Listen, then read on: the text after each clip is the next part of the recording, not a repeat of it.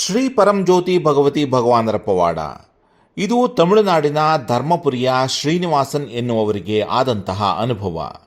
ಅವರು ಹೀಗೆ ಹೇಳುತ್ತಾರೆ: ನಾನು ಕಚೇರಿಗೆ ಹೋಗಲು ಸಾಮಾನ್ಯವಾಗಿ ರೈಲನ್ನು ಅವಲಂಬಿಸಿದ್ದೇನೆ. ಸುಮಾರು 2 ವರ್ಷಗಳ ಹಿಂದೆ ಒಂದು ಮುಂಜಾನೆ ನಾನು ಬೇಸಿನ್ ಬ್ರಿಡ್ಜ್ ರೈಲ್ವೆ ನಿಲ್ದಾಣದಲ್ಲಿ ಕಾಯುತ್ತಿದ್ದೆ. ನಾನು ಎಕ್ಸ್ಪ್ರೆಸ್ ಹಳಿಯ ಒಂದು ಬದಿಯಲ್ಲಿ ನಿಂತಿದ್ದೆ. ಹಳಿಯನ್ನು ದಾಟಿ ಯೂನಿಟ್ ಟ್ರ್ಯಾಕ್ ತಲುಪಲು ಪ್ರಯತ್ನಿಸಿದಾಗ ನಾನು ಹಠಾತ್ತನೆ ಸಮತೋಲನ ಕಳೆದುಕೊಂಡು ಕೆಳಗೆ ಬಿದ್ದೆ. ನನ್ನ ಮೊಬೈಲ್ ಫೋನ್, ಬ್ಯಾಗ್ ಮತ್ತು ಇತರ ವಸ್ತುಗಳು ಕೈ ಜಾರಿ ನನ್ನ ಸುತ್ತಲೂ ಚೆಲ್ಲಾಪಿಲ್ಲಿಯಾಗಿ ಬಿದ್ದವು.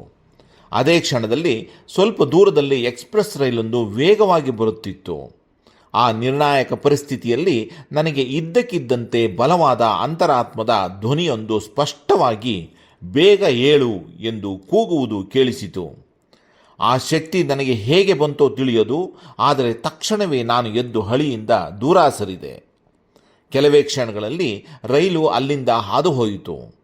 ಅದು ಒಂದು ದೊಡ್ಡ ಅಪಘಾತದಿಂದ ಕೂದಲೆಳೆ ಅಂತರದ ಪಾರಾಗುವಿಕೆಯಾಗಿತ್ತು. ನನ್ನ ಜೀವನವನ್ನೇ ಬದಲಿಸಬಹುದಾದ ಕ್ಷಣವದು.